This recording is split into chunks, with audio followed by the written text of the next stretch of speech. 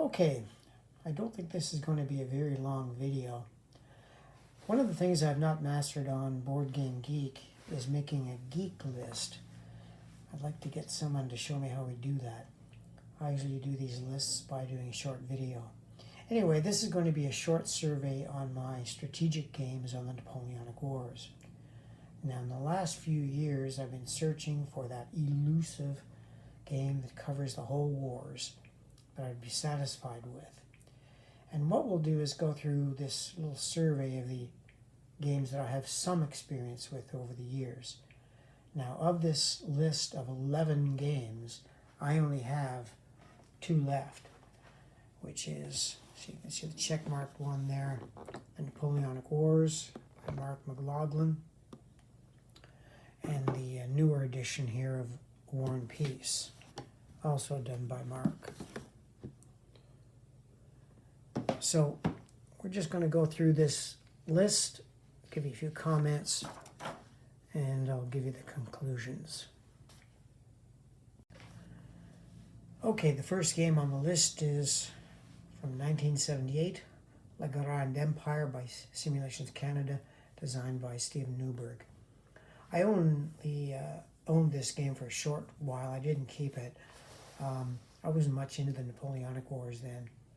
The graphics were pretty primitive, even for the time, and while I liked it for covering the entire war, it just kind of wasn't for me. So we go to 1980, another game that was popular at the time was Campaigns of Napoleon by John Prados, Eric Goldberg, and Daniel Scott Palter. I couldn't get into it either. Just wasn't my bag. Just didn't keep it.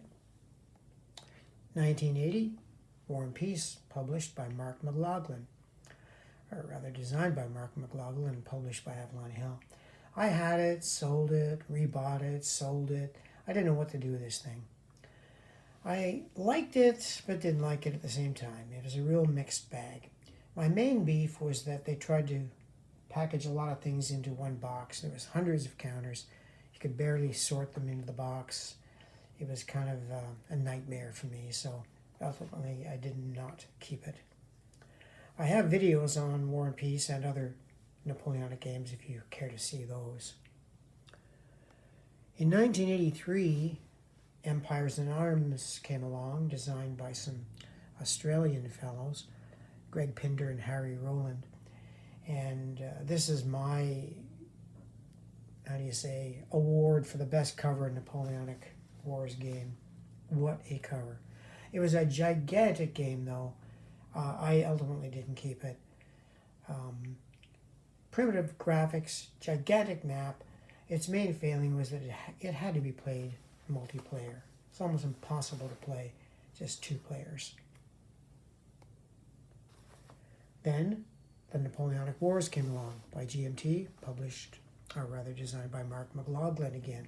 That's again a game I still have, and it is one of my favorite of the period.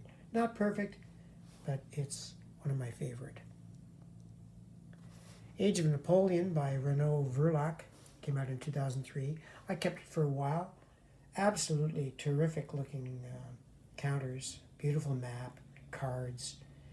It just didn't resonate with me because I think the counters represented corps with the leaders directly printed on. There was just something about it that just didn't grab me. 2012, Nations in Arms, another what I would call an award for one of the best covers I've seen. Superb artwork on the cover. Huge game. And it was done by Francois Stanislas Thomas, which I believe this was his second try at a Napoleonic game. It was big, gaudy. In the end, I just didn't keep it, as nice as it was. It just didn't fit the bill for me. You'd have to see any videos I did on that to understand why I didn't keep it. Francois Stanislas Thomas took another shot at it, doing another game called Napoleon Against Europe. very similar to Nations in Arms. Slightly different scale, nice counters, nice map. They used a lot of European names in non-English, which I found disturbing. It had great potential, but again, I just couldn't get into it. 2019, Francois Stanislaw Thomas took the subject on again, publishing this in Paper Wars called Pitt's War. I didn't keep it either. It was just one of those games that was so overall, huge map with gigantic areas, very few counters. It was an introductory game, simple. Ultimately, I didn't keep it.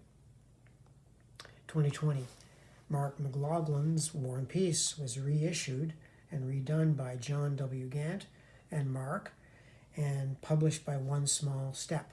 It was a beautiful game. Nice counters.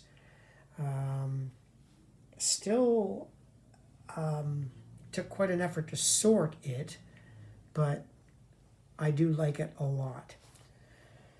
Then we have the final one, which was Coalition, designed in 2021 by Javier Garcia de Gabiola. I kept it for a while, ultimately didn't keep it. For the same reasons I got rid of Pitt's War. It was too simple. Overall, it was area movement and just didn't fit the bill for me. So in the end, what game did I keep, or which one do I think does fit the bill? So there's the winner for me personally. War and Peace, the 2020 edition by Mark McLaughlin. So it's kind of funny that I began with Napoleonic Wars in 1979, and I've almost come full circle right back to the original War and Peace. Now this is the second edition by One Small Step, and it's a very nice edition. I already have two short videos on this game, so if you're interested in that, you might want to see them. I can also say that I solved the sortation problem. I bought these trays that fit right in the War and Peace box. I was able to sort the counters fairly efficiently, so it doesn't take me a long time to set up the scenarios. And I only have just 2 small bags of the campaign markers and the fortification siege markers. So I finally have the sortation method that I can live with. So this is the Napoleonic game for me. Now the great thing is that I've gone back onto Board Game Geek and looked up people who have made files for the game. And I'm very grateful for one fellow who made up these setup cards. And they've been terrific in setting up scenarios. I don't know the fellow's name, but he made up these terrific setup cards for all the scenarios that were in the original game. Waterloo, British and French, War of Liberation, Napoleon in Russia, and so on. Now, granted, they show the old counters, but these are very nice for being able to set up the game. So I'm fooling around right now with the Napoleon's apogee scenario, which covers Jena, Auerstadt. It's winter time out there. Lots of snow here in Ottawa, so I'm in the mood to try a winter game. So that's the scenario I'm fooling around with right now. So in conclusion, again, it was just my survey of the Napoleonic games in my life, and the epiphany of it all is that, yeah, coming full circle, getting off the Napoleonic Wars bus and stopping at War and Peace. Mark McLaughlin by One Small Step Publishing. Now this thing's out of print already, and there's talk of doing another edition, but that could be a year or so away. It's going for collector prices right now, and I finally see why. This is a gem of a game. I just didn't realize it back in 1980. I was too hung up on the pieces and the primitive printing of it, I guess you might say. But it is a good game. So that's it. Thank you for watching, and see you around.